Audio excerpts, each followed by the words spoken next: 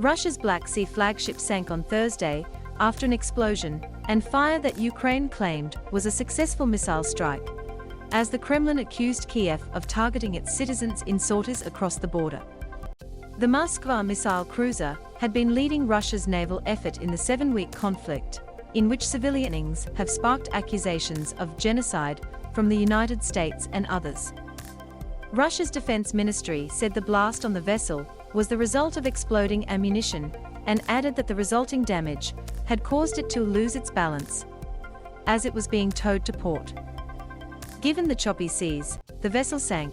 The Russian state news agency TASS quoted the ministry as saying. On the Ukrainian side, Odessa military spokesman Sergei Bratchik said the ship had been hit by domestic Neptune cruise missiles. In Washington, Pentagon spokesman John Kirby said he was unable to verify either version, but stressed that the sinking of the Moskva dealt a big blow to the Black Sea Fleet.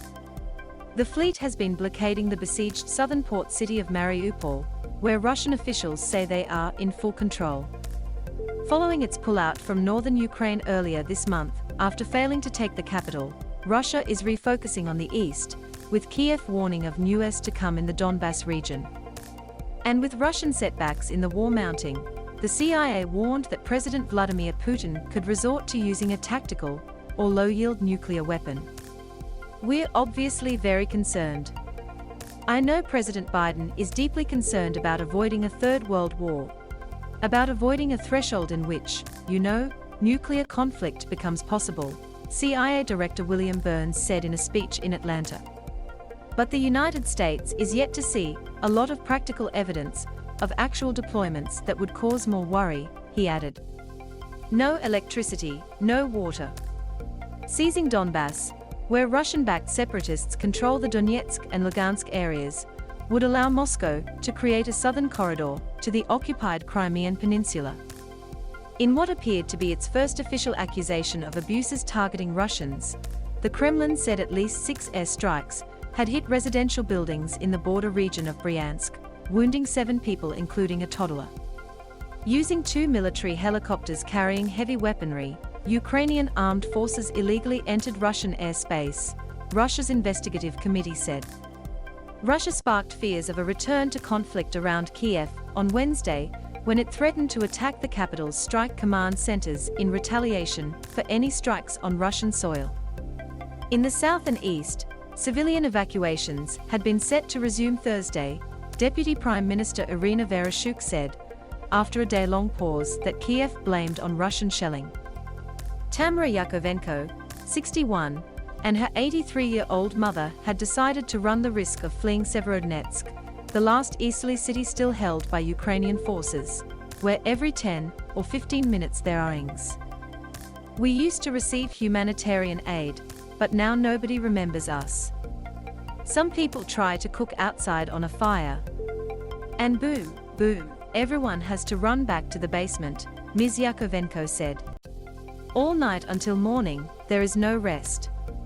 Now little more than a ghost town just kilometers from the front line, Severodonetsk has already buried 400 civilians, according to Lugansk Regional Governor Sergei Gaiday.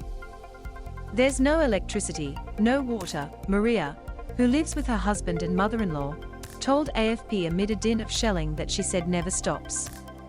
But I prefer to stay here, at home. If we leave, where will we go? Global hunger. Beyond the humanitarian crisis, the war's economic consequences, primarily surging food and fuel prices, were hitting hardest the world's most vulnerable people. IMF Managing Director Kristalina Georgieva warned. The United Nations announced the release of $135 million to fight hunger in Yemen and 6 African countries at risk of famine due to the war disrupting food supply chains. Hundreds of thousands of children are going to sleep hungry every night, while their parents are worried sick about how to feed them, said UN Emergency Relief Coordinator Martin Griffiths. A war halfway around the world makes their prospects even worse. This allocation will save lives. Investigators have descended on areas around Kyiv previously occupied by Russian forces, looking into reports of war crimes that President Putin has dismissed as fakes. The atrocities, some of which were witnessed by AFP, have led Mr. Biden to accuse Mr. Putin of genocide, a term key European partners, including France and Germany, have hesitated to use.